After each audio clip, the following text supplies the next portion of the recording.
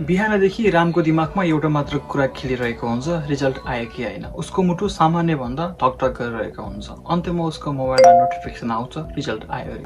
उसले हतार हतार वेबसाइट खोल्छ र रिजल्ट चेक गर्छ र स्क्रिनमा देखिन्छ, कङ्ग्रेचुलेसन, यु आर पास। घरैभरि खुसी नै खुसीको माहौल थियो। आमाले भन्नुभयो मिठाई किनेर ल्याऊ, आज खुसी मनाउनु पर्छ। बाबाले भन्नुभयो स्याबास, मेरो छोरो अब ठुलो भइसक्यो। घरमा खुसी नै खुसीको माहौल थियो, तर त्यो दिन भने रामलाई पटक्कै निन्द्रा लागेन। उसको मनमा एउटै कुरा दिमागमा खेलिरहेको थियो, अब के गर्ने? नेपालमै पढ्ने, विदेश जाने वा जागिर गर्ने? यही एउटा प्रश्नले हजारौं नेपाली विद्यार्थीहरूको दिशा बदलिन्छ। कन्सल्टेन्सीमा गएर बुझ्छ, जापानिज भाषा उसले पढ्न सिक्छ, इङ्ग्लिस पनि नचाहिने र सजिलै भिजाको प्रोसेस हुने भएको हुनाले आजकल जापान सबैको एउटा आकर्षणको केन्द्रबिन्दु बनेको छ। कन्सल्टेन्सीमा जान्छ, कन्सल्टेन्सीको मान्छेहरूले भन्छ भाइ तिम्रो प्रोफाइल राम्रो छ, किन चिन्ता लिन्छौ? हाम्रोमा 100% भिजा दिन्छ, त्यसैले चिन्ता लिनु पर्दैन। एउटा काम कलेजले नै खोजिदिन्छ, उहीँ गएर काम गर्ने हो। हुन पनि अस्ति भर्खर 2 वर्ष अगाडि जापान गएको पल्ला घरे काकाको छोराले धेरै पैसा कमाए रे, पैसा पनि टन्नै पठाए रे। र यसो हेर्दाखेरि हो जस्तो पनि लाग्छ, किनभने उसले फेसबुकमा समुद्र अगाडिको फोटो, त्यो ठुलो बिल्डिङको अगाडिको फोटो र राम्रो सहरहरू उसले बेला बेलामा अपलोड गरेकै हो। त्यो रामले पनि देखेकै थियो। नेपालबाट हेर्दा जापान एउटा सपनाको सहर जस्तो देखिन्छ, तर प्लेनको ढोका खुल्ने बित्तिकै त्यो सपना वास्तविकमा बद्लिन थाल्यो। त्यहीबाट सुरु हुन्छ रामको नयाँ जीवनी, एउटा यस्तो जीवनी जसको बारेमा उसले कसैले विस्तारमा भनेको थिएन। जापान आउँदा रामसँग 2वटा चिज थिए, एउटा ठुलो सुटकेस र त्योभन्दा पनि ठुलो सपना। तर नेपालमा उसले केही कुरा छोडेर आएको थियो, आफ्नो परिवार, आफ्नो साथीहरू र आफूले मन पराएको मान्छे। अब उसको संसार नयाँ थियो, नयाँ देश, नयाँ भाषा र नयाँ नियम अनि नयाँ सङ्घर्ष। धेरैले लाग्छ स्टुडेन्ट भिजा भनेको विदेश गएर काम गर्ने भिजा हो, तर वास्तविकता त्यस्तो होइन। स्टुडेन्ट भिजाको पहिलो उद्देश्य भनेको पढाइ हो। काम गर्नु पाउनु एउटा अतिरिक्त सुविधा हो, मुख्य उद्देश्य होइन। जापान आउने अधिकांश नेपाली विद्यार्थीहरूले पहिले ल्याङ्ग्वेज पढ्नुपर्ने हुन्छ, किनभने जापानमा भाषा नजानिकन युनिभर्सिटी वा सेन्मनगाको पढ्न मिल्दैन। त्यसैले सुरुको 1 वर्षदेखि 2 वर्षदेखि भाषा पढ्न लाग्छ। त्यसपछि उसले बल्ल चुज गर्ने हो सेन्मनगाको जाने या दाइगाको जाने भनेर।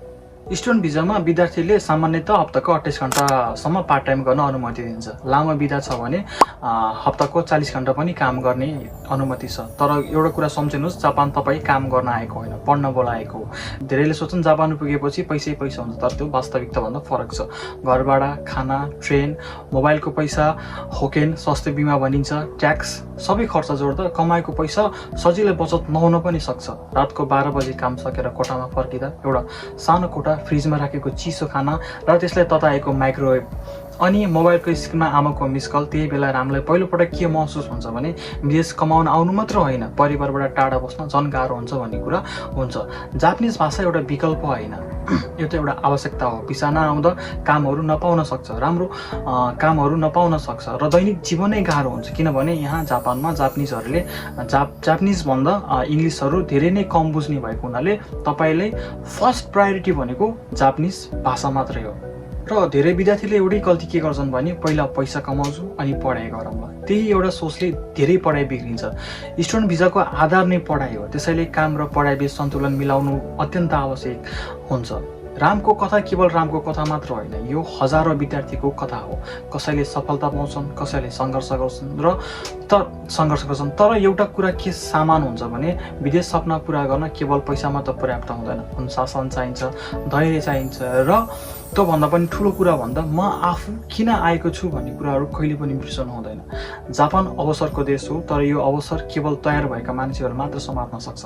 धेरैले सोच्छन् स्टुडेन्ट भिजा भनेको जापान जाने टिकट हो, तर त्यो वास्तविकता होइन।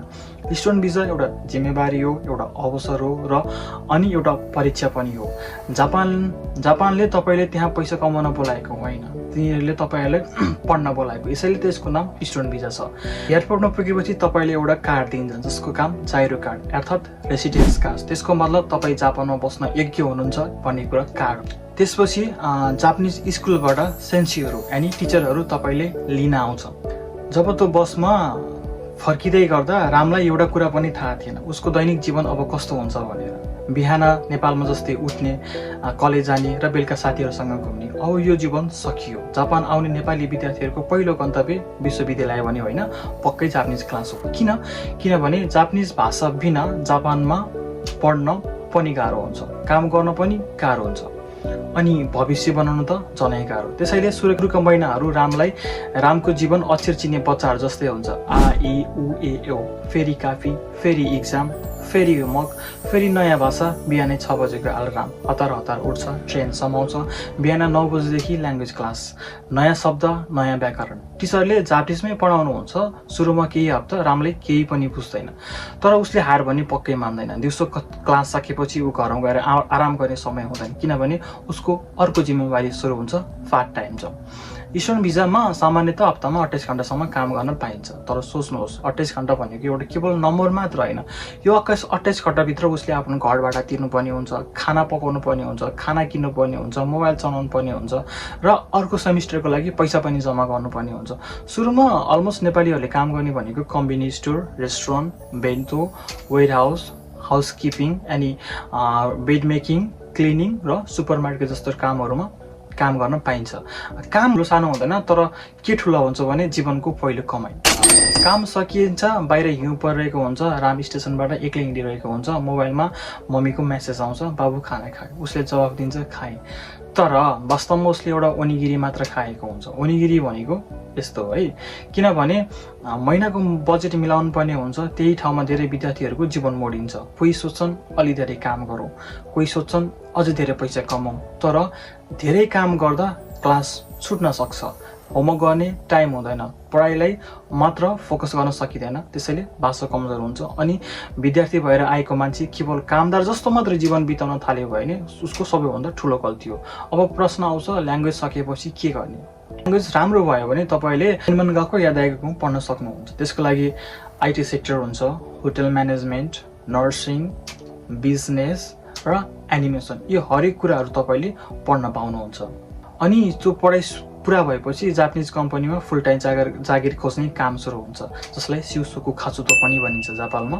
जापानले तपाईँले केवल भाषा मात्र सिकाउँदैन, समयको मूल्य सिकाउँछ, अनुशासन सिकाउँछ, जिम्मेवारी सिकाउँछ, आफ्नै खुट्टामा उभिन सिकाउँछ। नेपालबाट हेर्दा स्टुडेन्ट भिजा एउटा कागज जस्तो लाग्छ, तर जापान आएपछि थाहा हुन्छ कि एउटा कागज मात्र एउटा नयाँ अध्याय हो। कसैले त्यसलाई सफलता कथा बनाउँछन्, कसैले सङ्घर्षको, तर अन्तिम निर्णय भने भिजाले गर्दैन। अन्तिम निर्णय भनेको तपाईँ आफैले गर्नुपर्ने हुन्छ। म पनि स्टुडेन्ट भिजामा आएर अहिले वर्किङ भिजामा चेन्ज गरिसकेको लगभग 3 इयर्स भइसक्यो, 3 वर्ष।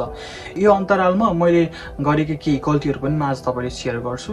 म चाहिँ अब सुरुमा निहङ्गो गएको अनि जापानिज क्लासमा आएपछि पढाइले त्यति फोकस थिएन जुन मैले एकदमै धेरै दिनुपर्ने थियो। अब सुरुमा आएको नयाँ नयाँ ठाउँ, नयाँ नयाँ साथी, रमाइलोमा बित्यो। अनि त्यसपछि काम सुरु भयो। काम सुरु भएपछि कामको थकाइ, त्यसले गर्दाखेरि मैले त्यति पढाइमा फोकस गर्न सकिनँ, जसले गर्दाखेरि मलाई त्यसको राम्रो सेन्मनगाको खोज्न गाह्रो हुने, अनि त्यसपछि राम्रो कम्पनी खोज्न गाह्रो हुने भन्ने हुन। ल्याङ्ग्वेज क्लास कस्तो क्लास हो भने तपाईँलाई यहाँ आएपछि बेसिक लेभलबाट सिकाइने भएको हुनाले तपाईँको बेसिक लेभल एकदम स्ट्रङ बनाउनु भयो भने त्यसले पछि तपाईँलाई भाषा बनाउन एकदम हेल्पफुल गर्छ।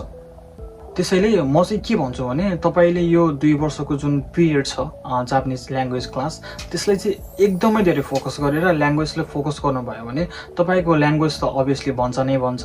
त्यसपछि पछि गएर राम्रो सेन्मनगाको पाउन सक्नुहुन्छ, राम्रो दाइगाको पाउन सक्नुहुन्छ र पछि गएर राम्रो ठाउँमा वर्किङ पनि गर्न सक्नुहुन्छ। त्यसैले यो 2 वर्ष चाहिँ एकदम केयर भएर एकदम माजिमेकै साथ पढ्नुभयो भने तपाईँको फ्युचर अवश्य राम्रो हुन्छ। यो त थियो मेरो आज स्टुडेन्ट भिजाको बारेमा एक्सप्लेन गरेको भिडियो। तपाईँलाई कस्तो लाग्यो? तपाईँले स्टुडेन्ट भिजामा के दुःख भोग्नुभयो प्लिज कमेन्टमा छोड्नु होला। यस्तै भिडियोको लागि म अर्को भिडियोमा आउने नै छु। त्यति दिनसम्मको लागि बिदा दिनुहोस्। हस्त, धन्यवाद, थ्याङ्क यू।